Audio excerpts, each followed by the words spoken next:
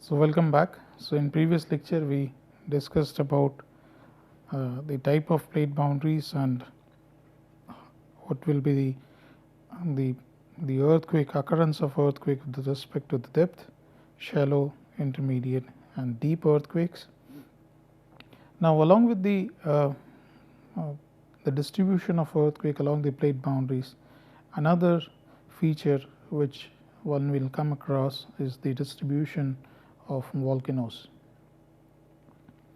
So wherever you are having the subduction plate boundaries, then mostly along those plate boundaries you will be able to see the or the alignment of the volcanic eruptions. So mostly they will be seen between the plate boundaries where you are having the oceanic plate subducting below the continental plates, or the oceanic plate subducting below the oceanic plate. Now distribution of earthquakes and active volcanoes along the plate boundaries, if you see in total, then this is what we see. The yellow dots are indicative of the distribution of earthquakes, as well as the red triangles are indicative of the occurrence or the location of the volcanoes along the plate boundaries. So as I told that where you are having the oceanic plate subducting below the continental plate or oceanic plate subducting below the oceanic plate, you will be able to see the volcanoes, but where you are having the collision you won't be able to see the volcanoes. Only what we see is the earthquakes. So particularly in India, what we will be able to see is at some location the volcanoes, as well as, but only one volcano we have that is an active volcano is the Barren Island and along the Andaman Arc, and here in the northern side we don't see any volcano because no plate is subducting below the another plate. So most prominent distribution of the volcanoes, if you see, is along the Pacific region, and this region has been termed as Pacific Ring of Fire or just the Ring of Fire. So we have one of the most active volcanoes along this one. This is termed as the Ring of Fire. So in terms of the plate boundaries, if we take, then generally we have three major plate boundaries. One is convergent plate boundary, transform plate boundary and divergent plate boundary. So most movement occurs along the narrow zone between the plates, where the results of plate tectonic forces are most evident. There are three major type of plate boundaries. One is your divergent plate boundary, which has been shown here. So mainly the oceanic ridges or the spreading centers. So we say that where new crust is generated as plates pull away from each other. So the magma has been poured on the surface, and every time you have the addition of the crust here. So new formation of the crust has been taking place along the divergent plate boundary, and this has also been termed as constructive plate boundary. Whereas we have the convergent plate boundary as this one we have, where one plate is subducting below. So this has been shown with respect to you're having the oceanic crust or oceanic plate subducting below the continental plate. And as I was talking about that, if you have this plate going deeper into the asthenosphere, then you will have the deeper earthquakes, intermediate and shallow earthquakes, and on further inland side you will have the volcanic eruptions. So you will find the formation of the mountain chains as well as the volcanic arc. And similar case remains in the divergent plate boundaries, where we have the oceanic crust subducting below the oceanic crust, and at the deeper part you will have the formation of island arc. And then finally, third one is your transform plate boundary, where the two plates just slip past each other. Those are the transform plate boundaries. So we have divergent, convergent, and convergent where crust is destroyed, because this crust is going down and getting melted and consumed. So we don't have the addition of the crust here. So this boundaries, such boundaries are also termed as destructive plate boundaries. Whereas in the transform plate boundaries, the crust is neither produced nor destroyed as the plates slide horizontally past each other. So in India, this research have suggested that we have several boundaries between the smaller continents, okay, but still we need more research to be done, and what we call the suture zones. Okay, so we have one along the Himalaya, and then we have few suture zones which exist in between and the different smaller plates. Okay. So in total, what we see is the spreading centers, we are having subduction zones, and we are having transform faulting or transform plate boundaries.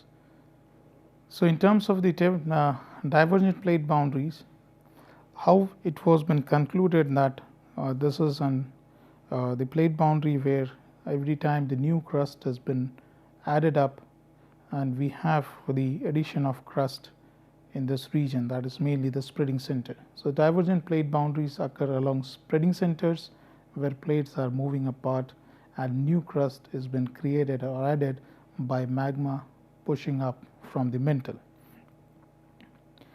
Now this came up during World War II, when the detailed mapping was been carried out, and they came to know that there are the older as well as the younger crust which are forming along the spreading center, and later Hayes and Deitch they mostly modified the Holmes theory, which was been given as in convection theory, and they call that as new theory as in sea floor spreading. Okay. So mostly what has been shown here is that you have the older ones are sitting away from the spreading center, and the younger ones are close to the spreading center. And not only this, the spreading center or the magma which has been seen here also indicated the reversal in the magnetic field, and this was been confirmed later on also, and this that we don't have the orientation of the magnetic mineral in the same direction as what we see we have at present. So sometime in some locations what we have is the positive and the negative anomalies, that is, you are having the shifting of the poles, and this has also been termed as the magnetic tape. Okay. The seafloor is a typical what we can call the magnetic tape recorder. So it also indicate that the North Pole and the South Pole never remained the same, it kept on changing. So this is what has been shown here, that you have the positive, negatives, that is the change in the magnetic field over the time. Now looking at the Mid-Atlantic Ridge, which is located between the African and the American plate, and along with that, so these are the spreading center which has been seen between the two plates, but at some locations we also see what we call the triple junction, so where three plates are moving away from one another. So this you can see west of India, where you are having the three different plates are moving away from one another. That is between the African plate, and then you are having the Arabian plate. Now, getting into this detail further here, what we see is somewhere over in this region, okay, and then further moving to the divergent plate boundary, we have the most prominent one in the African plate, where the extension has already started. And the best example what we see here is the splitting up of Africa, and this is what has been concluded, that as time will pass, the portion of that is the eastern portion of the African plate will move away, and slowly a new continent will come up. So that what they say, that splitting up of the African plate. So we have a small movie here which I would like you to look at, and which also highlights the recent crack or huge or mega crack which came across the island here. A massive crack in the ground that's estimated to be up to 50 feet deep has opened up in Kenya seemingly overnight. The crack stretches along Kenya's Great Rift Valley, and many scientists believe it could end up splitting the continent apart. Deborah Patta is tracking developments from Johannesburg, South Africa. Imagine waking up one morning to find a massive crack running in your home. That's what happened to Elliot in Jaguna, forced to dismantle his house by hand before it was lost to the earth below. He lives in Mai Mahiu, part of the Great Rift Valley in Kenya, a region that has already provided a treasure trove of some of the most important archaeological finds in history. And this latest discovery is so significant, scientists predict it will be the fault line along which history is made once again as Africa splits into two continents. Although that won't happen for a very long time, says geologist Ben Andrews. Fortunately, this does not occur instantly, so we're many tens of millions of years away from having two continents. The crack in Kenya sits along the 3,700-mile-long East African rift. Geologists say that rift is growing larger as two tectonic plates move away from each other. As this movement continues over the next 50 million years, a large chunk of the continent will eventually split off, creating an island that will consist of parts of several African nations. Scientists, for the most part, agree that the continent is splitting in two, but there is debate over exactly how this most recent fracture was revealed. Andrews believes the Earth did not suddenly split in two, but that it formed over hundreds of thousands of years. It looks like it was probably something that already existed and had been filled with ash and other material, and then it was flushed out by recent rainfall. And joining me now from Johannesburg is CBS News foreign correspondent Deborah Patta. She's going to talk to us a little bit about this split. So, Deborah, this giant crack in the earth opened up in what seems like a matter of days. Can you give us an idea of how large it is and what geologists say may have caused it? It's quite phenomenal, really, Vlad. I mean, it's about 50 feet deep and 60 feet wide. I mean, imagine something like that just suddenly appearing. Although geologists in part are saying that actually it was there all along, just hidden away from the world, and that because of some heavy downpour in recent weeks in Kenya, it cleared away what essentially was volcanic ash, which is a lot softer than normal rock, and that is how it came to be revealed. Although not everyone agrees with how this was formed, but that's certainly a lot of geologists are saying that is probably what happened. You know, I know a lot of people are really interested in the science behind this, and some of the pictures are really amazing, but I'm very curious about the people on the ground, because as you know, Deborah, things like this can affect people's lives in a significant way. So how are people reacting, and what does this mean for people living in the surrounding areas? How could their lives be impacted? It has taken place for some people, Vlad, where we've seen some people who literally woke up to see a giant crack in their home. Can you imagine waking up to something like that? One man said that he started screaming and trying to grab as many belongings as he could and actually physically dismantle his home by hand as quickly as possible before it could be sort of sucked in by this giant crack that had appeared there. He now has nowhere to go. So it's one thing to dismantle your home and move, but where do you move to? This is the Rift Valley.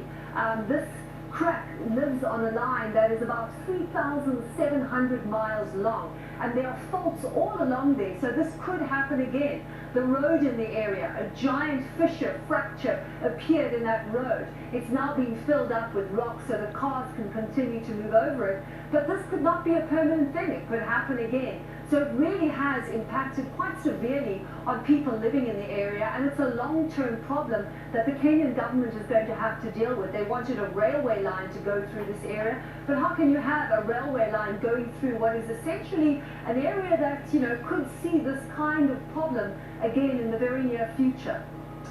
It is a story that is to be continued, Deborah Pata, perhaps for the next couple of years, certainly the next couple of million years. We appreciate it as always. Thank you. So basically what we see here is that the splitting up of the continental plate into two, and as it was shown in the movie from the African plate, or the region where the splitting has occurred, that this will keep going on. So this is not the time when initially we have experience, or the local people have experience, but this is the continuous process of plate movement, and this will result eventually into the breaking up of the landmass. And we will see, of course, we will not be here on this earth, of course, in future, after maybe almost like 50 million years or 5 million years, you will be able to see that this has been splitted into the two islands. Okay. Now coming to the part of the triple junction, we have, so this what we were looking at, that this is the Rift Valley, which is moving away from one another, and the opening of the crack has been seen along this line. Okay. So the East African Rift, this is the East African Rift, which we were showing you on the previous slide and the movie. It spreads the continent apart at the rate of almost like 100 times slower than the typical ocean rifts what we see. Okay. So the rifting rate is very slow here, and this rift forms one arm of a triple junction. So this is forming in one arm of the triple junction what we see here.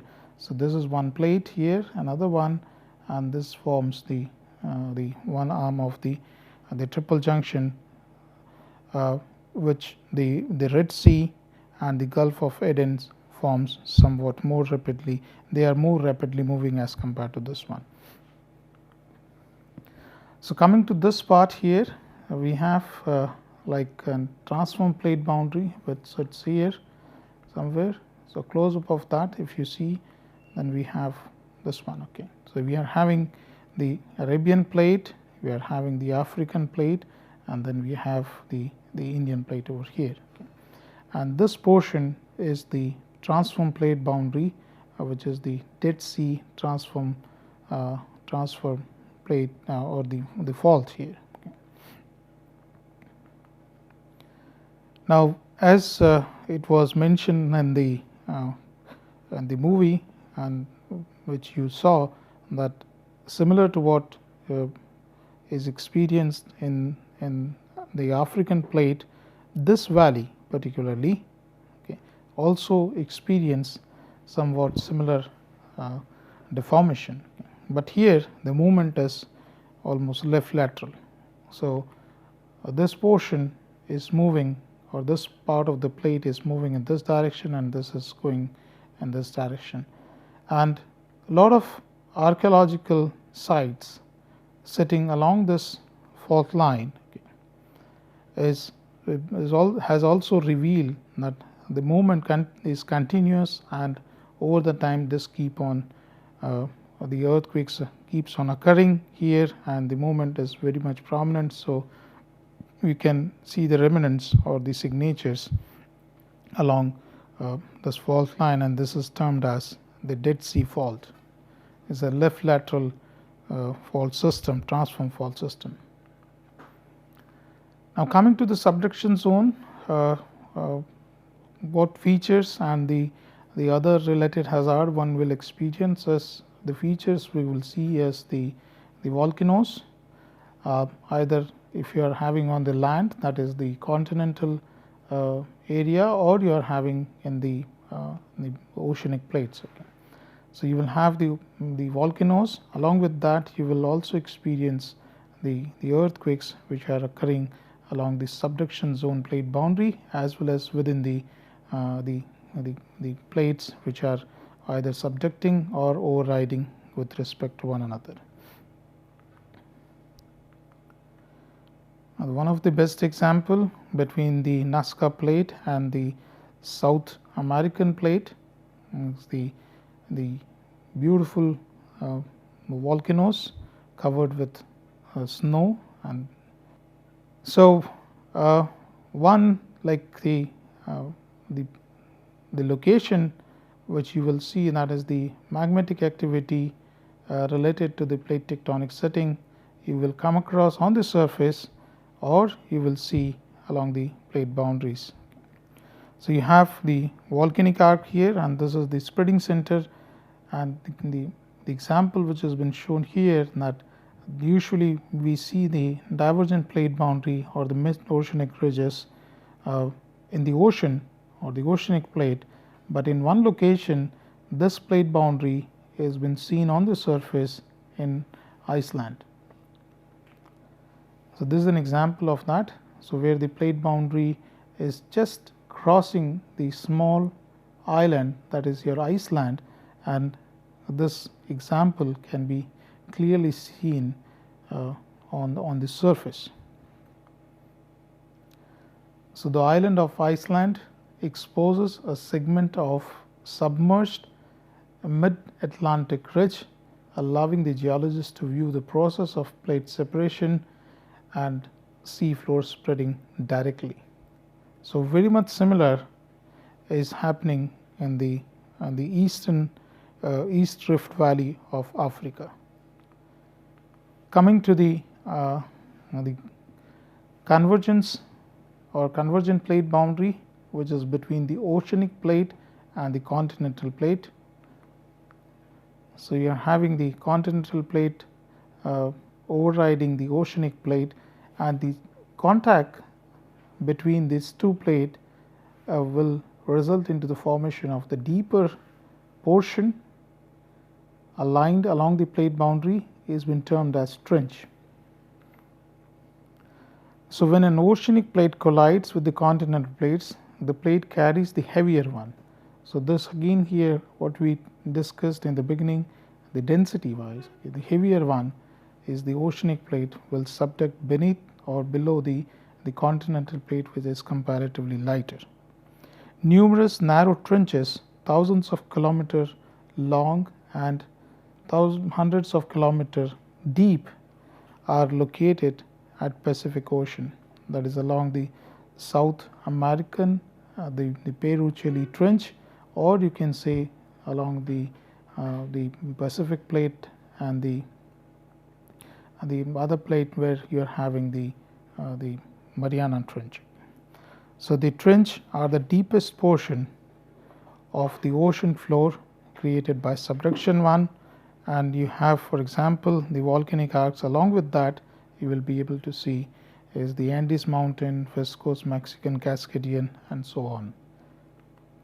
So the trench portion has been, this is a global the Google Earth image, which shows the very prominent deeper part here, which marks the plate boundary between the Nazca plate and the South American plate.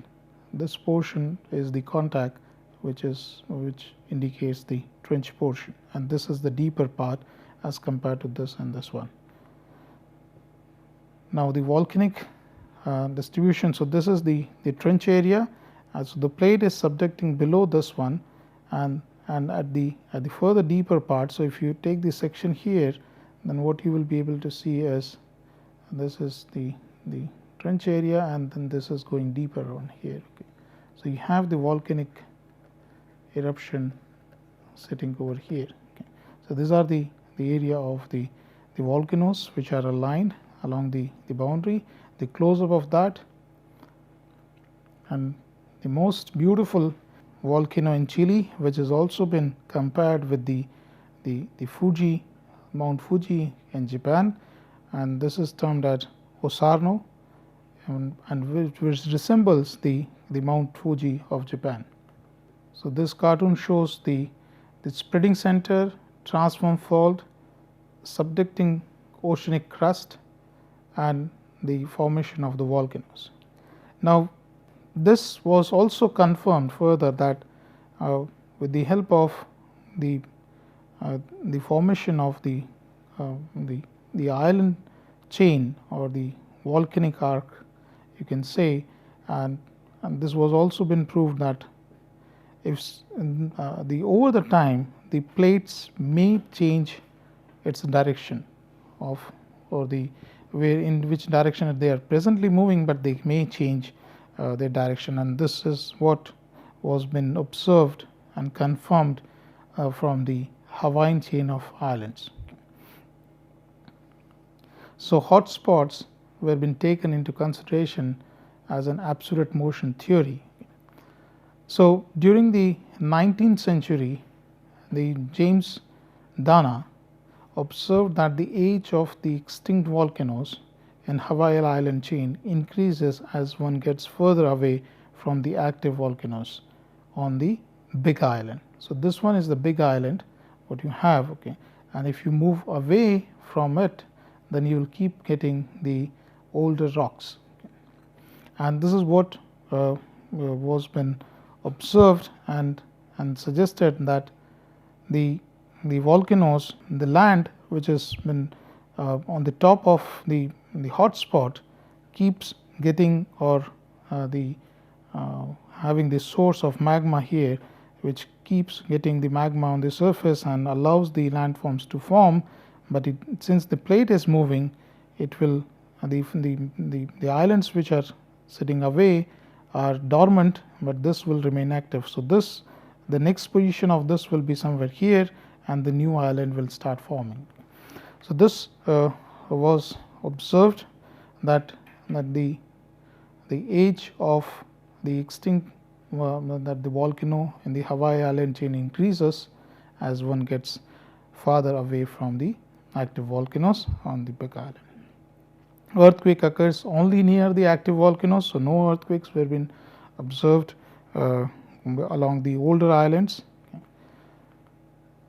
So in 1960, further the Wilson proposed that a long-lived hotspot lies anchored deep in the mantle beneath the Hawaii islands, okay, and a hot buoyant plume of the mantle rocks continuously rises from the hotspot, partially melting from the magma at the bottom. So this is basically, they are talking about that they had they are having the source of which that is a hotspot which is pouring out the magma on the surface.